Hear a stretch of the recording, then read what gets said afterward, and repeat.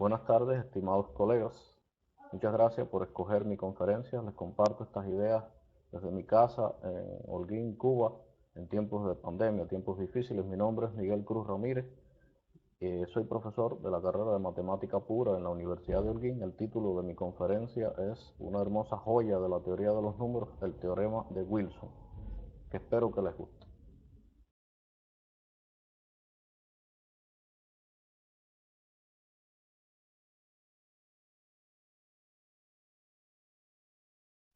Para escudriñar en la historia de este formidable teorema, qué mejor que la lectura del libro Historia de la teoría de los números del matemático norteamericano Dickson.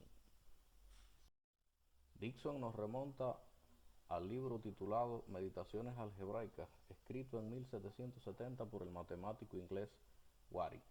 En este libro, Waring refiere que el autor de ese teorema fue precisamente uno de sus alumnos preferidos. Se trata de John Wilson, matemático inglés que vivió entre 1741 y 1793. Su teorema nos dice que si P es un número primo, entonces P menos 1 factorial más 1 es congruente con 0 módulo P. Dicho de otra manera, el sucesor del factorial del antecesor de P es divisible por P. La tabla nos muestra números naturales entre 2 y 20 y cómo para los números que son primos en este intervalo se cumple el teorema. Sin embargo, el propio Dickson refiere en el primer volumen de su libro Historia de la teoría de los números que este resultado ya era conocido cerca de un siglo antes de los tiempos de Waring y de Wilson. Dickson trae a colación un interesante hallazgo del matemático italiano Giovanni Vacca en su perseverante escudriñar entre miles de manuscritos inéditos de Leibniz conservados en la biblioteca alemana que hoy lleva su nombre como epónimo. Y es que en efecto el filósofo y matemático alemán Leibniz ya había dejado la siguiente nota en uno de sus innumerables apuntes. Así dice: el producto de todos los enteros que antepreceden al entero dado, cuando se divide por el entero dado deja resto 1, o el complemento de 1. Si el entero dado es primo, si el entero dado es compuesto, deja un número que tiene un común factor con el entero dado que es mayor que 1. Ello no es exacta y literalmente el acerto de Wilson, pero se trata de una proposición equivalente como aquí se muestra. Nótese que Leibniz refiere el número que anteprecede, o sea, el antecesor del antecesor.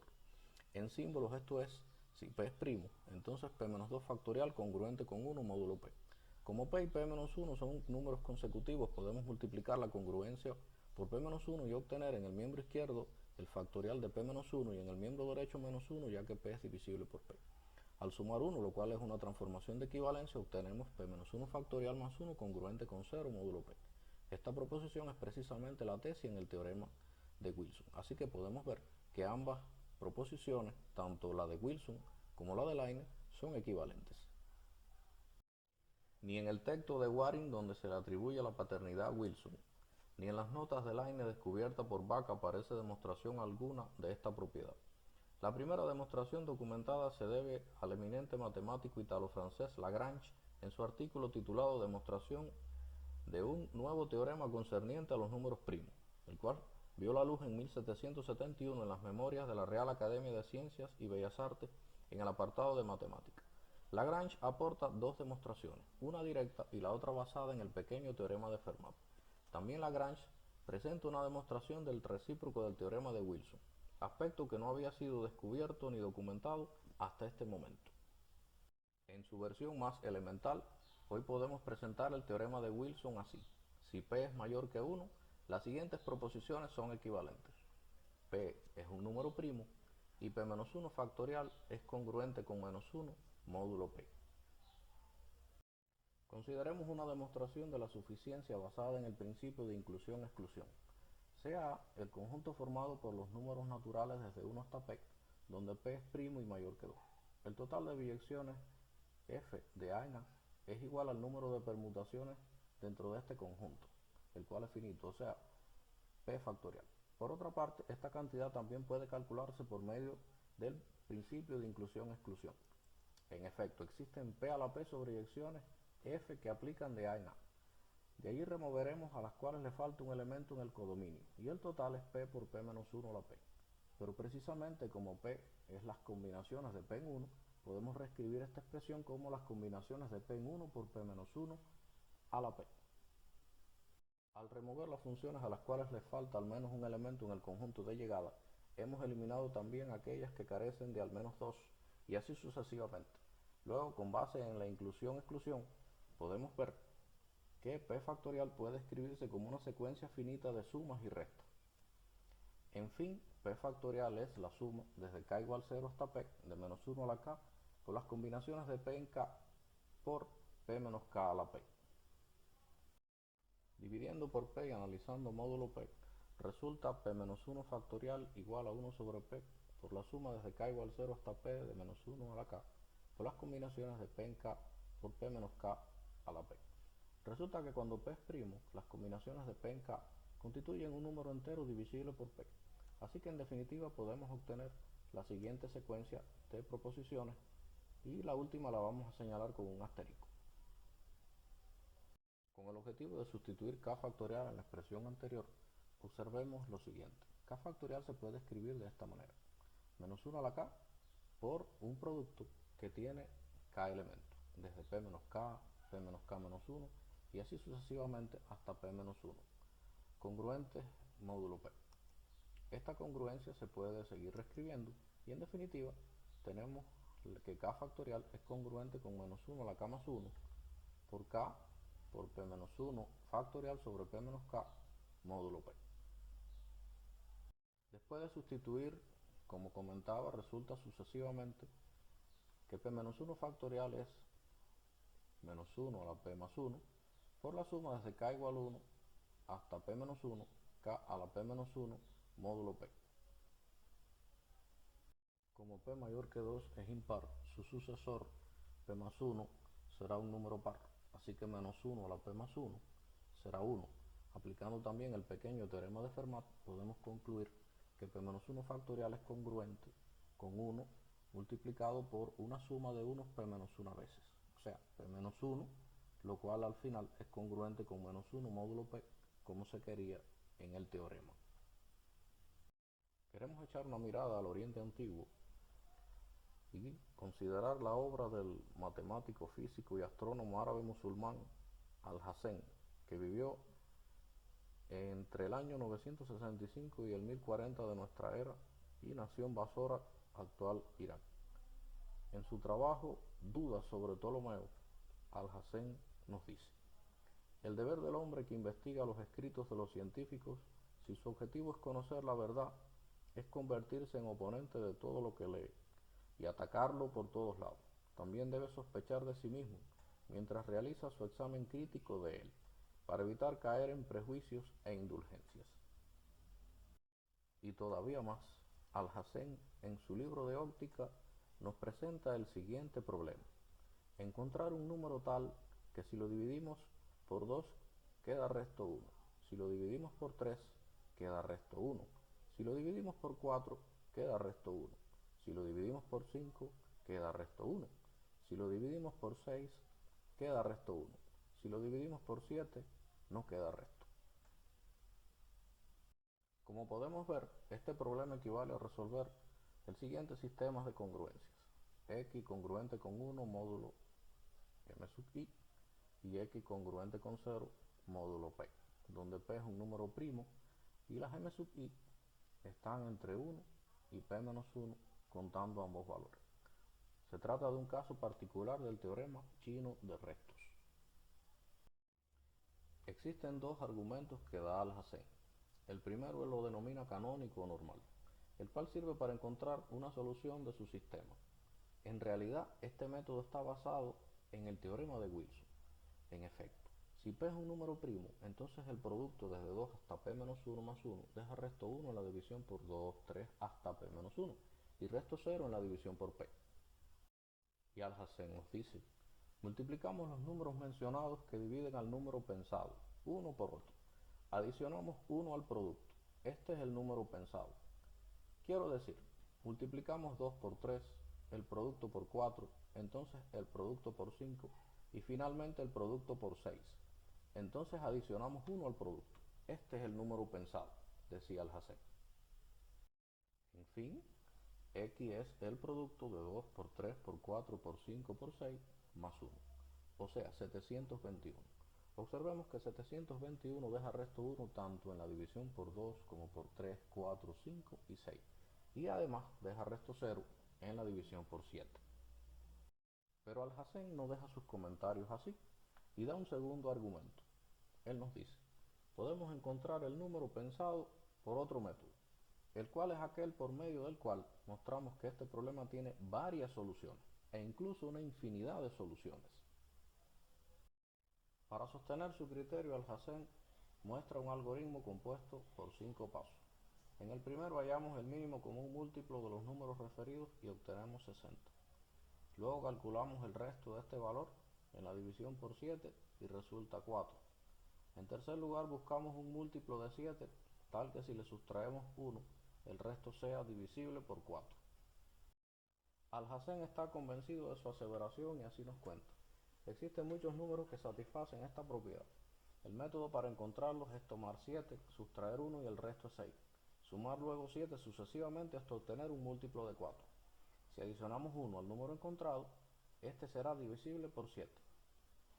Veamos que 7 menos 1 es 6, y al sumar 7 un par de veces obtenemos 20, que es múltiplo de 4 y su sucesor es divisible por 7. De igual manera, si a 20 le sumamos una vez 7 4 veces, obtenemos 48, y el sucesor, que es 49, también es divisible por 7. Si a 20 le sumamos 2 veces 7 por 4, obtenemos 76, y nuevamente el sucesor, que es 77, es congruente con 0 módulo 7, tal como Alhazen cuenta. A partir de aquí, el algoritmo continúa de la siguiente manera. La cuarta parte del antecesor se multiplica por el mínimo común múltiplo, el cual, como sabemos, es 60. El resultado es divisible entonces por 2, 3, 4, 5 y 6. Veamos, para los casos anteriores, 20, 48 y 76, todos divisibles por 4. Al multiplicar los resultados de dividirlos por 4 por 60, obtenemos 300, 720 y 1140 respectivamente. Todos estos valores son divisibles por 2, 3, 4, 5 y 6, como sabemos el mínimo común múltiplo obtenido. Para concluir, en su quinto paso, al adicionar 1 se obtiene el número buscado, el cual es divisible por 7, y en estos casos que acabamos de ver, serían 301, 721, 1141 y otros infinitos números que Alhazen asegura que existen. Detrás de los planteamientos de Alhazen se esconde el siguiente fundamento matemático. Se trata de resolver un sistema de congruencias lineales cuya solución es el conjunto de valores x de la forma m por v sub 0 más pk más 1, donde m es el mínimo común múltiplo de los números entre 2 y el antecesor de p, incluyendo ambos valores, y v sub 0 es la solución positiva mínima de una ecuación diofántica de la forma PU menos RV igual 1, donde U y V son variables. Allí P ya es conocida, es el número primo original, y R es el resto de dividir M por P. K es un parámetro natural que le concede a esta solución su infinitud. En el caso particular del problema de Alhazen, tenemos el siguiente sistema de congruencias lineales. X deja resto 1 en la división por 2, 3, 4, 5 y 6, lo cual forma las primeras 5 ecuaciones, y x congruente con 0 módulo 7, lo que significa la sexta ecuación. Con los primeros módulos, nosotros podemos formar a 60, que es el mínimo común múltiplo, y al dividirlo por el último módulo, que es 7, tenemos como resto 4. Teniendo a p igual 7 y al resto que acabamos de calcular, pues entonces podemos formar una ecuación diofántica, en este caso 7u menos 4v igual 1, la cual es soluble ya que el mínimo común múltiplo de 7 y 4 divide al término independiente del miembro derecho, que es 1 también. Estas ecuaciones siempre, cuando son solubles, tienen infinitas soluciones enteras, pero en este caso buscamos las soluciones naturales y la solución positiva mínima es 3,5. Así formamos x igual a 60 por 5 más 7k más 1, donde k ya vimos que es un parámetro natural. Al asignar valores naturales acá, vamos a obtener sucesivamente infinitos valores de x. Como podemos ver en la tabla, para 0, 1 y 2 obtenemos exactamente los valores que antes habíamos encontrado, o sea 301, 721 y 1141. Por tanto, Alhazen tenía toda la razón en sus argumentos. Con respecto a ambos argumentos del insigne matemático árabe, queremos resaltar dos observaciones. En primer lugar, Alhazen garantiza la existencia de una solución con ayuda del teorema de Wilson sin mencionar de manera directa esta propiedad. De hecho, se presenta como un hecho corriente, sin ejemplificación ni siquiera con argumentación. En segundo lugar, las herramientas para comprobar la infinitud de soluciones tienen como trasfondo el teorema de Bezout. Tampoco se demuestra, pero se describe y ejemplifica con ciertos detalles. Muchos investigadores y filósofos de la ciencia resaltan la figura de Alhazen como uno de los precursores del método científico en la ciencia moderna. Obviamente no especulaba cuando hacía uso de lo que hoy conocemos como teorema de Wilson y teorema de Bezout. Sin dudas para él eran verdades apodícticas, hechos conocidos que bien podía aplicar en sus razonamientos. La imagen de fondo nos muestra un óleo presentado recientemente en una exposición organizada en su memoria. Nos muestra el insigne científico cuando viaja a Egipto, creyendo poder represar el Nilo, reto que reconoció le era imposible al constatar las condiciones reales del imponente río. Sin embargo, hay un detalle de fondo que es justo señalar. Alhazen llegó a Egipto con unos 40 años cumplidos, y el científico del dibujo tal vez aparenta ser un poco más joven. Sin embargo, se trata de una obra muy expresiva, en el sentido de que muestra lo allí acontecido. Cuando Alhazen llega al río, realmente se sorprende de que sus cálculos no le permitían resolver el problema de construir una represa. Él reconoce la no posibilidad de hacerlo, lo cual muestra cuán apegado a la ciencia, reconoce su error, abandona el proyecto y se sumerge en las matemáticas. Para argumentar que el teorema de Wilson estaba al alcance de los tiempos de Alhazen, nos basaremos en una reflexión del historiador Roshi Rachet del Centro Nacional de Investigación Científica en París, Francia. Este investigador de origen egipcio resalta cómo en los tiempos de Alhazen realmente era posible, incluso para el propio Alhazen, tener el conocimiento del teorema de Wilson. He aquí una reconstrucción del teorema. Si P es 2, la propiedad es obvia. Supongamos que tenemos el conjunto de todos los enteros positivos antecesores de P, con P' e impar. El máximo común divisor de todos estos valores respecto a P es 1, y por tanto la ecuación diofántica X menos PY igual 1 siempre va a ser soluble gracias al teorema de Bezout.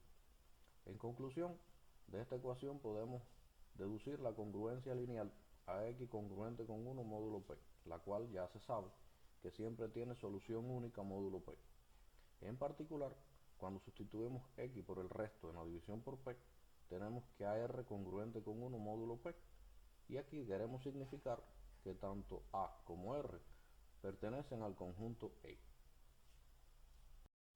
En resumen, dado un conjunto E formado por todos los enteros positivos anteriores a un número primo P impar, siempre existe una pareja de ese conjunto cuyo producto deja resto 1 en la división por P. Vale aquí analizar bajo qué condiciones estos dos valores son iguales. Modelando el problema tendríamos que el cuadrado de A deja resto 1 módulo P, y entonces realizando transformaciones elementales, digamos restar 1 en ambos miembros, factorizar el miembro derecho y reconocer que estamos trabajando sobre un dominio de integridad donde no existen divisores de cero, concluimos inmediatamente que A deja resto 1 o menos 1 en la división por P. Esto significa que A es 1 o que A es el antecesor de P. En fin, si multiplicamos todos los restos distintos de 1 y P menos 1, arribamos de manera directa a la aseveración encontrada en el antiguo manuscrito de Leibniz. ¿Cómo explicar esto? El conjunto E está formado por todos los enteros positivos antecesores a P menos 1, y como P es impar, se trata de una cantidad par de elementos. Al eliminar el 1 y el P menos 1, sigue siendo una cantidad par, y por lo que vimos anteriormente, cada vez que escojamos uno de ellos, entonces existe otro dentro del mismo subconjunto y distinto de él, que será su inverso multiplicativo.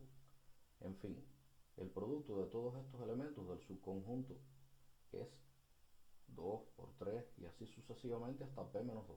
Pero esto es P menos 2 factorial. Y es también el producto de 1 varias veces, o sea 1. Y ahí el resultado. Existe otra forma también un poco más directa de obtener el teorema de Wilson a partir de aquí, en efecto. Si multiplicamos todos los restos, resulta 1 por 2 y así sucesivamente hasta p menos 1. Pero esto, como podemos observar en el miembro derecho de la congruencia, es el producto de los extremos y en el medio aparece una asociación compuesta por p menos 3 sobre 2 veces el 1. ¿Por qué es así? Porque observemos que p es impar al sustraer 3. Se tiene un número par y entre 2 es un entero. Esto es 1 varias veces multiplicado por 1 y por p menos 1, pues resulta de forma directa p menos 1, lo cual es congruente con menos 1 módulo p. Efectivamente así aparece el teorema de Wilson. Por tanto, existe evidencia suficiente para concluir que en los tiempos del insigne matemático árabe Alhazen era posible arribar a lo que hoy conocemos como el teorema de Wilson. Queremos compartir una demostración que vio la luz en el año 1914 en el libro titulado La teoría de los números, bajo la firma del matemático norteamericano Robert Daniel Carmichael. Se trata de una demostración con enfoque geométrico. Antes de ver esta demostración, queremos precisar algunos elementos en primer lugar. Preguntémonos, ¿cuántos polígonos regulares se pueden formar con los n vértices de un n-ágono regular?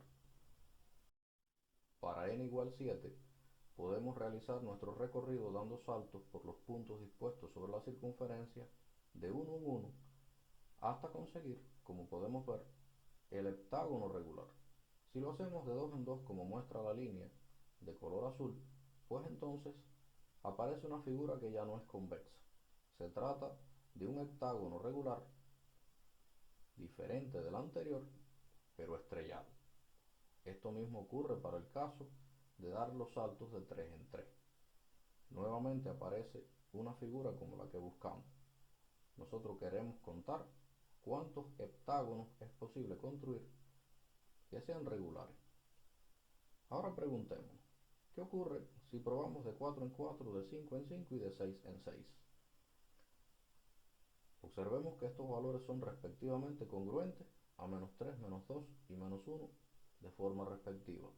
Por tanto, en términos geométricos, se trata de las mismas construcciones que ya hemos realizado, pero recorriendo los puntos en un sentido contrario al de las manecillas del reloj. En definitiva, para n igual 7 existen exactamente 3 heptágonos regulares. Como hemos podido apreciar, para n igual 7 encontramos un heptágono regular haciendo recorridos con saltos de 1 en 1, de 2 en 2 y así sucesivamente hasta al hacerlos de 6 en 6. ¿Será siempre esto así? Para el caso n igual 12, si los saltos los realizamos de 1 en 1 y de 5 en 5, se forman sendos dodecágonos regulares, uno convexo y otro estrellado, como puede verse en la figura de la izquierda. Ahora, si los saltos los hacemos de 2 en 2, de 3 en 3 y de 6 en 6, entonces se obtienen respectivamente un hexágono, un cuadrado y un triángulo equilátero. Todos son regulares, pero ninguno es un dodecágono, o sea, ninguno de ellos consigue los 12 lados. Razonando por congruencias, podemos convencernos de que no existen otros polígonos regulares para n igual 12. ¿Qué ocurre en esencia?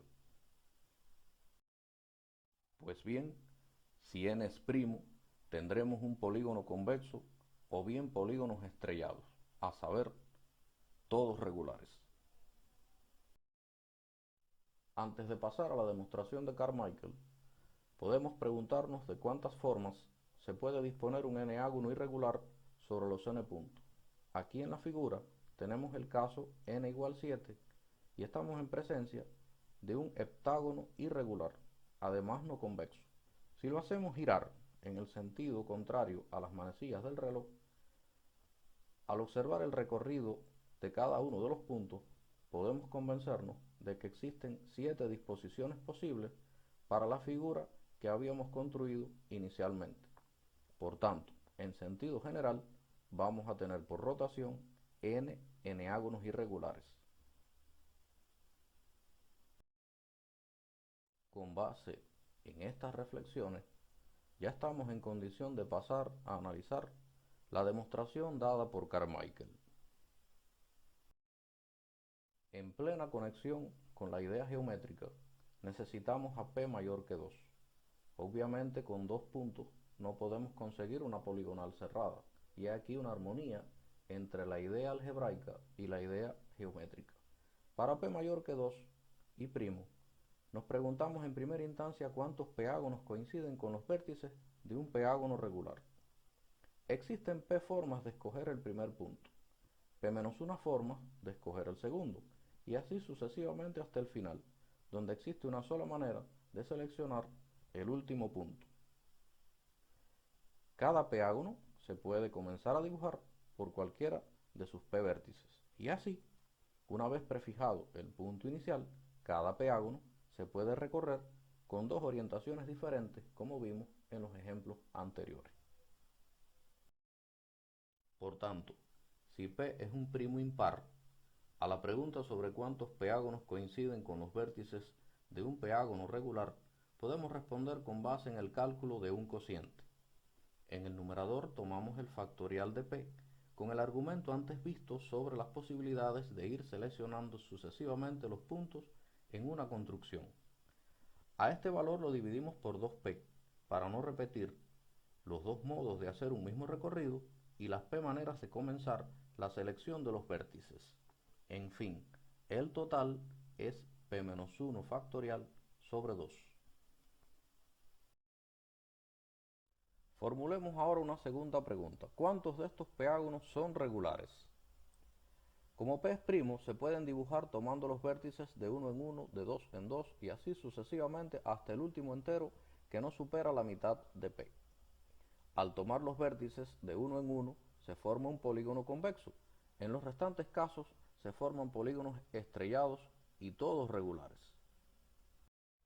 En fin, este segundo total es justamente la mitad de P-1.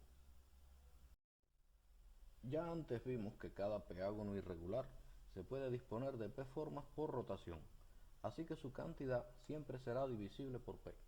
Por tanto, la diferencia de los totales que acabamos de calcular es precisamente un número divisible por P, porque se trata del número de peágonos irregulares. Aquí podemos ver que esa diferencia será congruente con 0 módulo P, y realizando transformaciones muy sencillas, obtenemos inmediatamente el teorema de Wilson. Por tanto, por un camino eminentemente geométrico, hemos arribado al mismo resultado. Hemos visto hasta aquí en qué consiste el teorema de Wilson, cuáles son sus orígenes y algunos modos de demostrarlo con reflexiones de naturaleza aritmética, combinatoria e incluso geométrica.